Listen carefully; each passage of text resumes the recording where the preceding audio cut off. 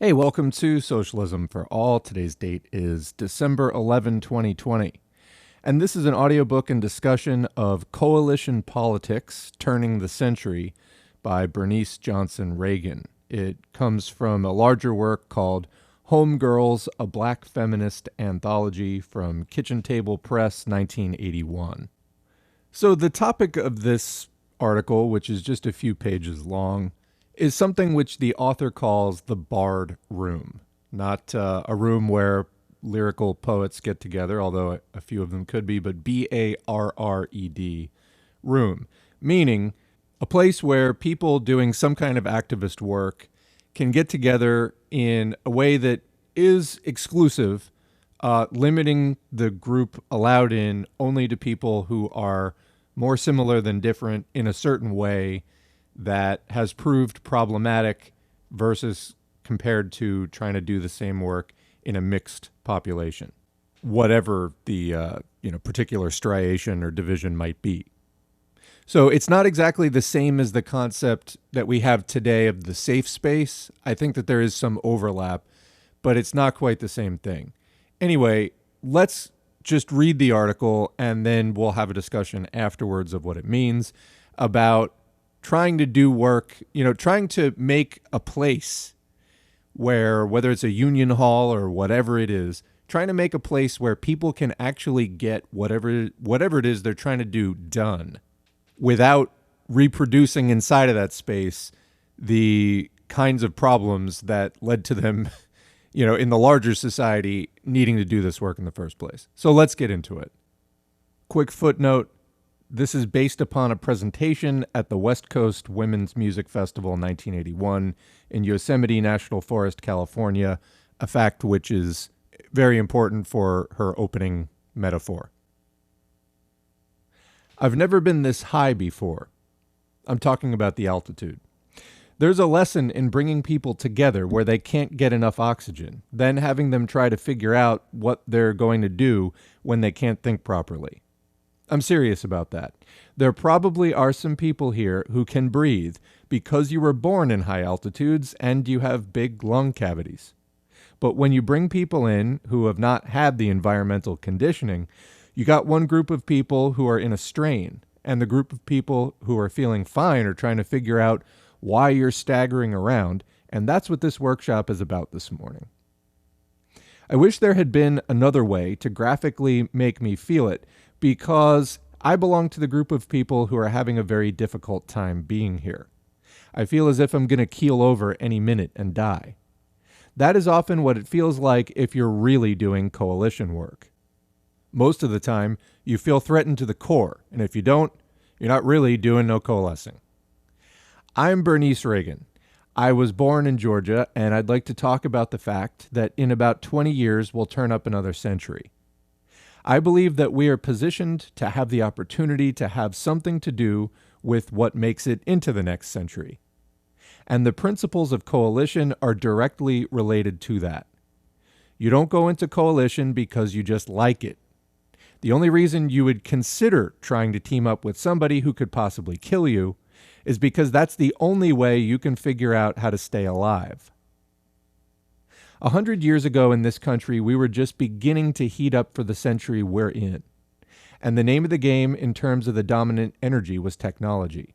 We have lived through a period where there have been things like railroads and telephones and radios, TVs and airplanes and cars, and transistors and computers. And what this has done to the concept of human society and human life is to a large extent what we in the latter part of this century have been trying to grapple with. With the coming of all that technology, there was finally the possibility of making sure no human being in the world would be unreached. You couldn't find a place where you could hide if somebody who had access to all that technology wanted to get to you. Before the dawning of that age, you had all these cute little villages and the wonderful homogeneous societies where everybody looked the same, did things the same, and believed the same things. And if they didn't, you could just kill them and nobody would even ask you about it. We've pretty much come to the end of a time where you can have a space that is, quote, yours only, just for the people you want to be there. Even when we have our, quote, women-only festivals, there's no such thing. The fault is not necessarily with the organizers of the gathering. To a large extent, it's because we have just finished with that kind of isolating. There is no hiding place. There is nowhere you can go and only be with people who are like you. It's over. Give it up. Now, every once in a while, there is a need for people to try to clean out corners and bar the doors and check everybody who comes in the door and check what they carry in and say, inside this place, the only thing we are going to deal with is X or Y or Z. And so only the X's or Y's or Z's get to come in. That place can then become a nurturing place or a very destructive place. Most of the time when people do that, they do it because of the heat of trying to live in this society where being an X or a Y or a Z is very difficult, to say the least. The people running the society call the shots as if they're still living in one of those little villages where they kill the ones they don't like or put them in the forest to die. There are some societies where babies are born, and if they're not wanted for some reason, they are put over in a corner. They do that here too, put them in garbage cans. When somebody else is running a society like that, and you are the one who would be put out to die, it gets too hard to stay out in that society all the time. And that's when you find a place, and you try to bar the door and check all the people who come in. You come together to see what you can do about shouldering up all of your energies so that you and your kind can survive. There's no chance that you can survive by staying inside the barred room. That will not be tolerated. The door of the room will just be painted red, and then when those who call the shots get ready to clean house, they have easy access to you. But that space, while it lasts, should be a nurturing space where you sift out what people are saying about you and decide who you really are. And you take the time to try to construct within yourself and within your community who you would be if you were running society. In fact, in that little barred room where you check everybody at the door, you act out community. You pretend that your room is a world. It's almost like a play, and in some cases you actually grow food. You learn to have clean water and all of that stuff. You just try to do it all. It's like, if I was really running it, this is the way it would be.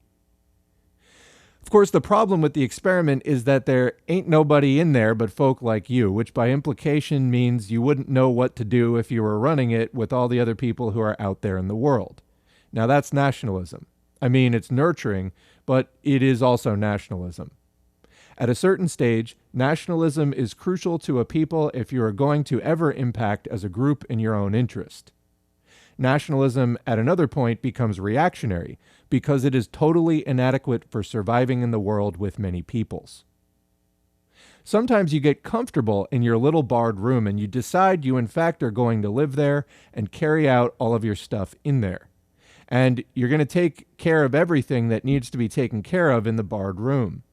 If you're white and in the barred room everybody's white, one of the first things you try to take care of is making sure that people don't think that the barred room is a racist barred room. So you begin to talk about racism, and the first thing you say is, well, maybe we had better open the door and let some black folks in the barred room. Then you think, well, how are we going to figure out whether they're X's or not? Because there's nothing in the room but X's. So you go down the checklist. You've been working a while to sort out who you are, right? So you go down the checklist and say, if we can find black folk like that, we'll let them in the room.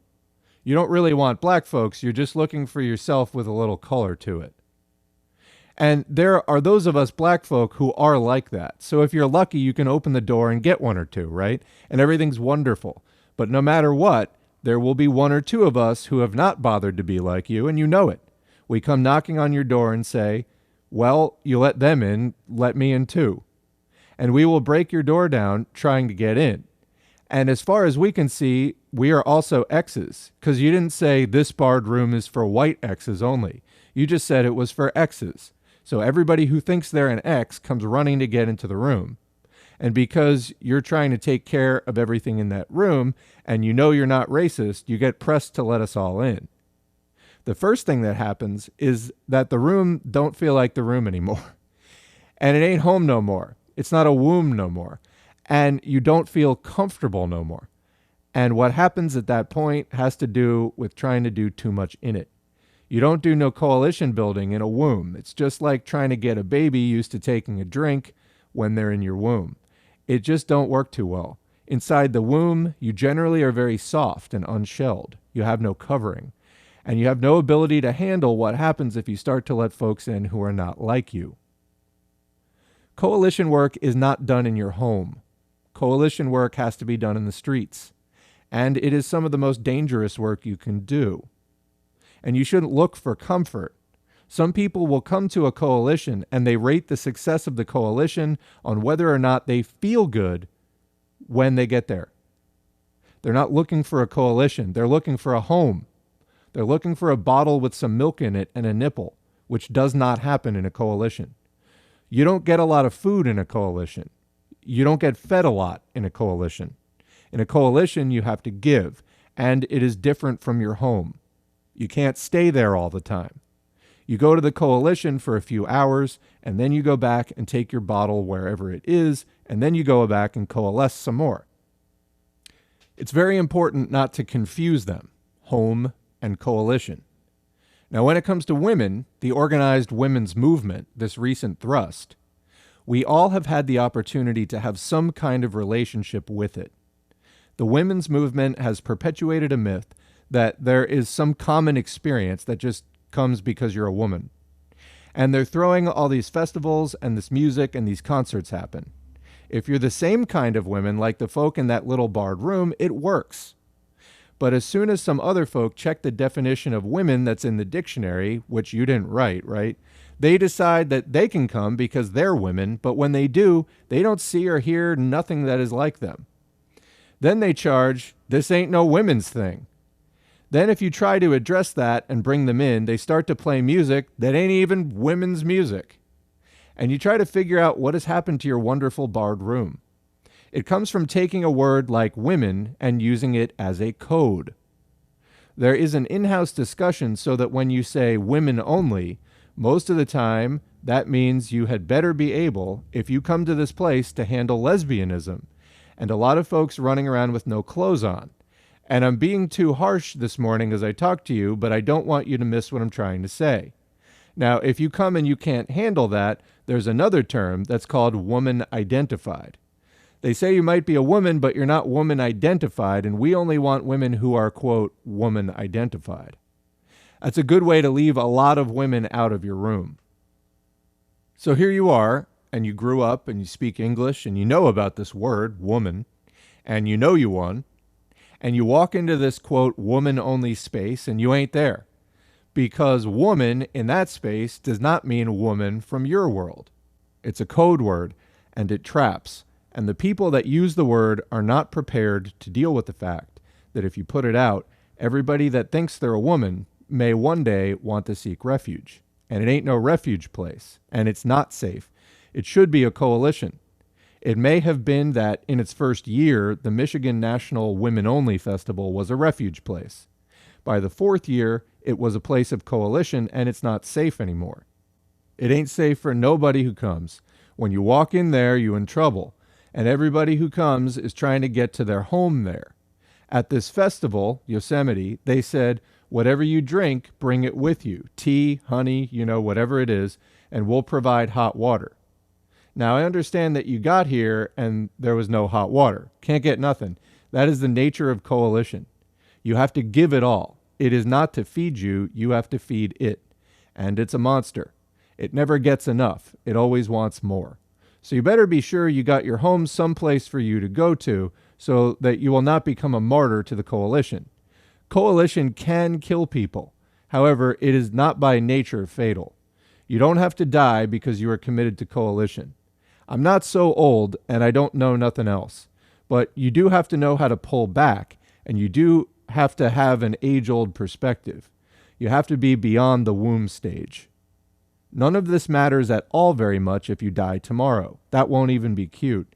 It only matters if you make a commitment to be around for another 50 more years. There are some gray-haired women I see running around occasionally, and we have to talk to those folks about how come they didn't commit suicide 40 years ago. Don't take everything they say, because some of the stuff they gave up to stay around ain't worth considering. but be sure you get on your agenda some old people and try to figure out what it'll be like if you're a raging radical 50 years from today. Think about yourself that way. What would you be like if you had white hair and had not given up your principles? It might be wise, as you deal with coalition efforts, to think about the possibilities of going for 50 years. It calls for some care. I'm not going to be suicidal if I can help it. Sometimes you don't even know you just took a step that could take your head off, because you can't know everything when you start to coalesce with these people who sort of look like you in just one aspect, but they really belong to another group. That is really the nature of women. It does not matter at all that biologically we have being women in common. We have been organized to have our primary cultural signals come from some other factors than that we are women. We are not from our base a cultured to be women people, capable of crossing our first people boundaries, black, white, Indian, etc.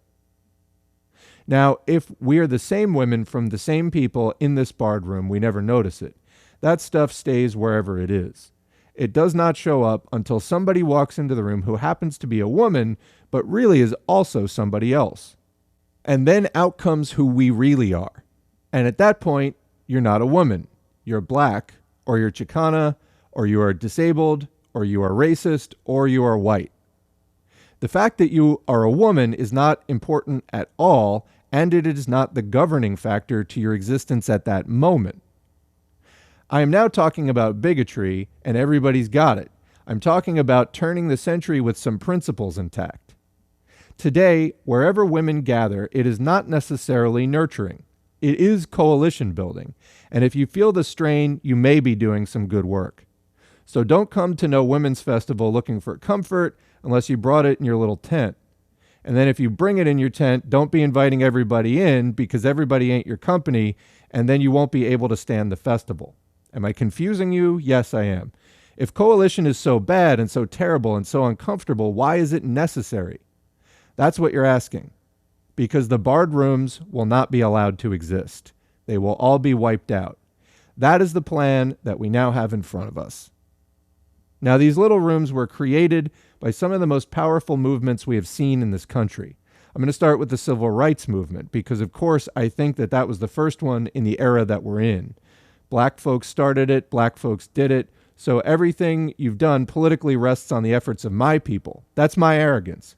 Yes, and it's the truth, it's my truth. You can take it or leave it, but it's the way I see it. So once we did what we did, then you've got women. You've got Chicanos, you've got the Native Americans, and you've got homosexuals, and you got all these people who also got sick of somebody being on their neck. And maybe if they come together, they can do something about it. And I claim all of you as coming from something that made me who I am. You can't tell me that you ain't in the civil rights movement. You are in the civil rights movement that we created that just rolled up to your door. But it could not stay the same because if it was going to stay the same, it wouldn't have done you no good. Some of you would not have caught yourself dead near no black folks walking around talking about freeing themselves from racism and lynching. So by the time our movement got to you, it had to sound like something you knew about. Like, if I find out you're gay, you're going to lose your job. There were people who came south to work in the movement who were not black. Most of them were white when they came. Before it was over, that category broke up. You know, some of them were Jewish, not simply white, and some others even changed their names. Say, if it was Mary when they came south, by the time they finished, it was Maria, right? It's called finding yourself. At some point, you cannot be fighting oppression and be oppressed yourself and not feel it. Within the black movement, there was also all the evils of the society, so that anything that was happening to you in New York or the West Coast probably also happened to you in another way within the movement. And as you became aware of that, you tried to talk to these movement people about how you felt. And they said, well, let's take that up next week, because the most important thing now is that black people are being oppressed, and we must work with that. Watch these mono-issue people. They ain't going to do you no good. I don't care who they are. And there are people who prioritize the cutting edge of the struggle. And they say the cutting line is this issue, And more than anything, we must move on this issue. And that's automatically saying that whatever's bothering you will be put down if you bring it up. You have to watch these folks. Watch these groups that can only deal with one thing at a time. On the other hand, learn about space within coalition. You can't have everybody sitting up there talking about everything that concerns you at the same time, or you won't get no place. It must become necessary for all of us to feel that this is our world, and that we are here to stay, and that anything that is here is ours to take and to use in our image. And watch that hour. Make it as big as you can. It ain't got nothing to do with that barred room. The hour must include everybody you have to include in order for you to survive. You must be sure that you understand that you ain't going to be able to have a, quote, hour that don't include Bernice Johnson Reagon, because I don't plan to go nowhere. That's why we have to have coalitions, because I ain't going to let you live unless you let me live. Now, there's danger in that, but there's also the possibility that we can both live if you can stand it. And that's the end of the audiobook.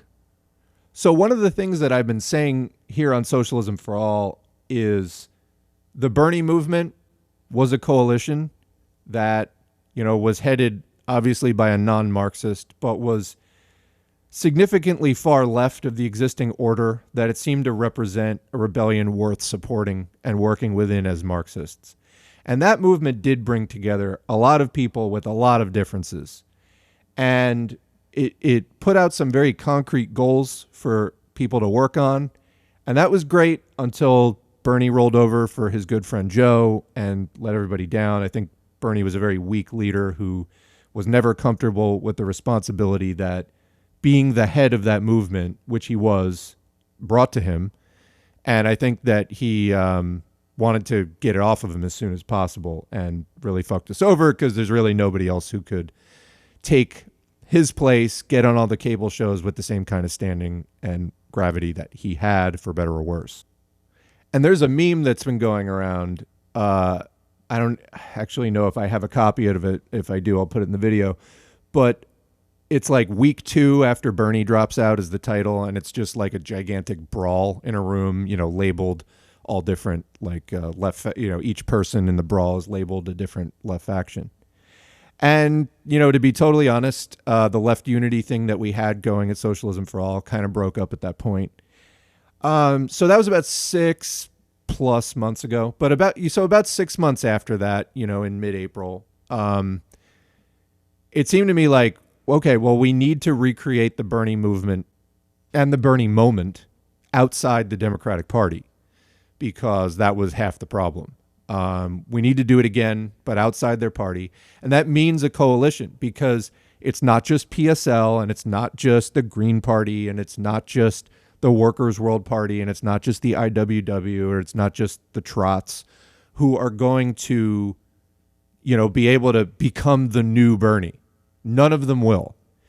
It's got to be a coalition. It means that we all have to figure out a way to come together, even though we're not the same.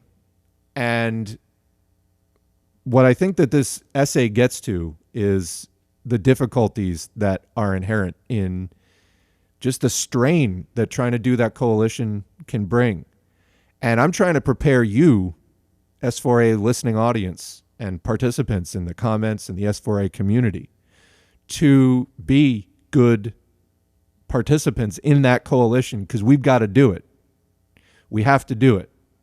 Capitalism must fall. It must come down. It's killing us. We have watched the last 40 years of deregulation, privatization, and defunding, neoliberalism broadly. Not that it was great before that. It wasn't. Before that, we had social democracy, which is still imperialism. It was a little more comfortable for people inside the empire, slightly, but it really depended on who you were. I mean, the last video I just put up on the channel was, and there's a reference in this video, was Malcolm X to the civil rights movement, 1964. Reference in that to this video. Civil rights movement, well, that was during the, air quotes, golden age of social democracy. So clearly, it's not a cure-all for all of the social problems afflicting this country. The United States is very diverse in many different ways. But we've got to come together and figure it out. The barred room or the safe space that she's talking about in this piece from about 40 years ago, this was a tactic that activists would use. We would say, women or X group are oppressed. So there would be a space for just that group. And then you would get into that group and then realize, oh, my other statuses sometimes conflict with this experience of being at X or a Y or a Z. And then you would realize that, doing any kind of that intersectional work, unless you want to completely atomize and like only make little barred rooms, this seems to be like the postmodern approach, like of little barred rooms of like people down to like very atomized statuses, and sort of micro genres of people. We've got to be able to get along with people who don't inhabit the exact same status and experience that we do. Our material statuses, primarily class first, and then race, gender, religion, ethnicity, etc., on down the line, they all affect our material experience, which, dictates our just experience as a human being. I mean, obviously within that you can have different attitudinal approaches, but it's primarily your material conditions are going to dominate what you experience in life. So unless our barred rooms, which the internet has, it's so easy to set up that barred room, right? It's a virtual space. It's a Facebook group. It's a Reddit sub. It's whatever. It's a YouTube comment section. It's tempting to fall into, this line of thinking that the barred room can be reality. It's not. The barred room is a tactic and a technique where you can get together and focus on a particular issue more directly with fewer distractions. But to think then that your barred room can either just serve as home to you forever and you can try to do everything within it, or sort of the converse, that your barred room can just take over the world. That, you and your 10 people from your little like Reddit sub or whatever can just, stage armed rebellion on the entire rest of the world that doesn't think like you.